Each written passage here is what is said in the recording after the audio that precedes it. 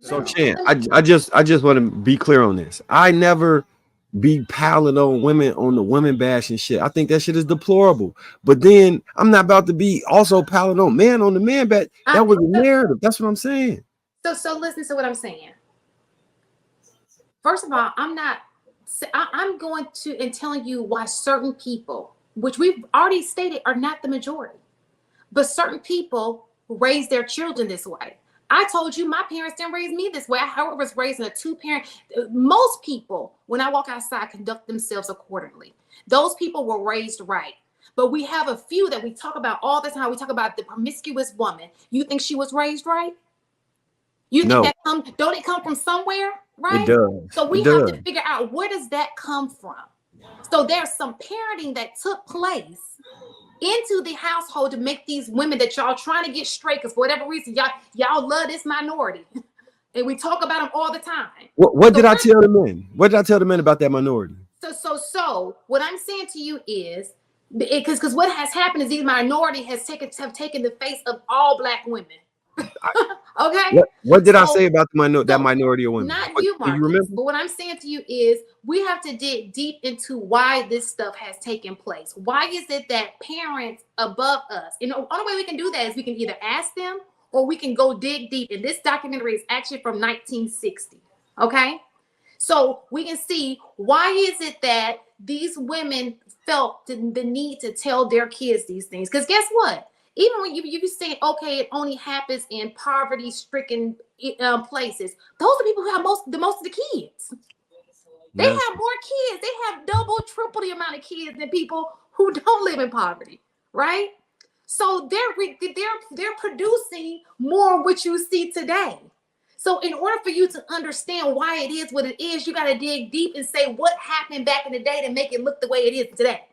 Because this ain't right. So one of the reasons we're tackling today is what happened to that mentality of needing a man.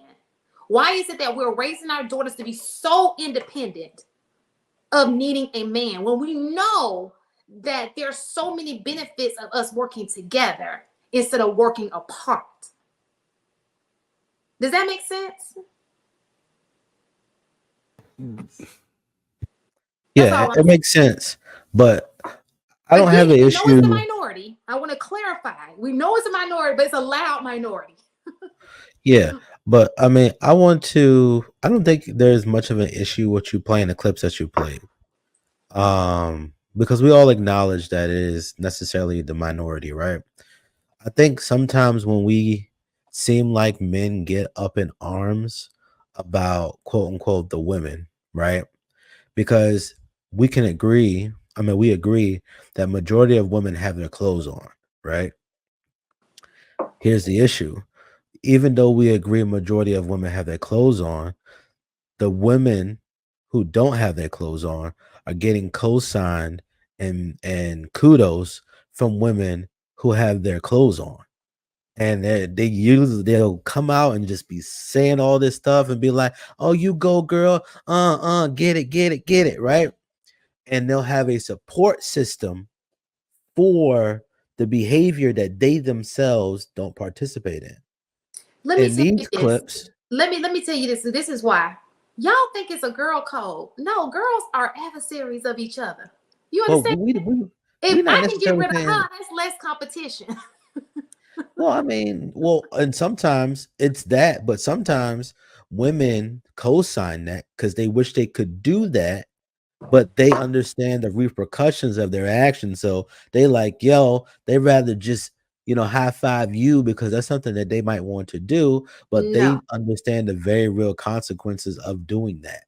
Listen, the chicks I hang around with and in the social clubs I hang around it, we are like, Yeah, but the thing is that like a lot of men understand like, yo, hitting women is wrong. You know where we learned that from? We learned that from our mothers or from some of our fathers, right? So we don't ever seem to try to co-sign a lot of the super negative things that most people would agree is an issue, right? Some sort of form of physical abuse or mental abuse, right? We can kind of understand that. Here's where these things kind of collide. mhm. the think way that that men, I agree. I think this day and age, because you gotta remember, I think the same women who raise women raise men. And so I think that, you always want what's best for your boys and you want what's best for your girls. You teach your sons, hey, you don't put your hand on a woman. That's something, you emphasize that. Like, don't ever put your hands on a woman. Or, and we over emphasize these things that may have taken place in large numbers in the past. Now, I know you're trying to say something, Luis. Go ahead. Go ahead. No, but I'm catching what you're saying about that. But those same women are, but I'm They catching put what their you're hands on, saying. right, right. They No, do. no, and I understand that, and that's admirable, right? They Mhm. should teach them not to do that. But I find that those same women are raising the exact same type of men that those mothers and those women end up growing up to despise. That's true.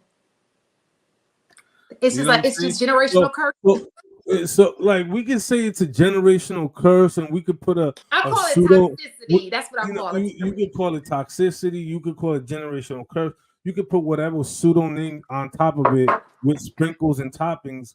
You know, whatever fits the bill. But the reality of the matter is that those women who are raising those young boys are viewing their young boys through the lens of I want Darren, but I want Darren to move like this, and this is what I'm going to teach and instill to my son, understanding that instinctually a lot of men don't move or program are instinctively not like that. And sort of now we have a generation of men who are not very confident, who are not very competent, who, you know what I'm saying, move in a very particular type of way. Now those men want women to approach them.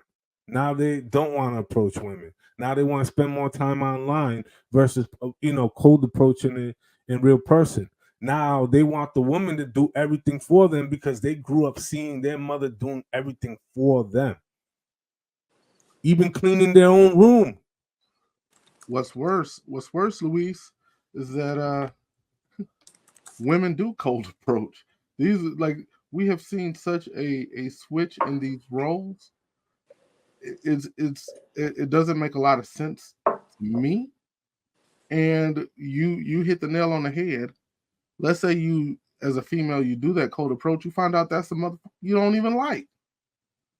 You don't even want that kind of dude. You want the assertive guy. You want the guy that's gonna take risks. You want the guy that's that you I guess the definition is an alpha or a sigma, but you want that kind of guy. But when you go do the cold approach and you find some kind of weirdo, I guess is the way you guys would define him, but you get a man who doesn't have the confidence because he was raised by a single mom trying to raise a son to be the man that she wished the man that's the father of that kid would have been. Come to find out, y'all don't like him.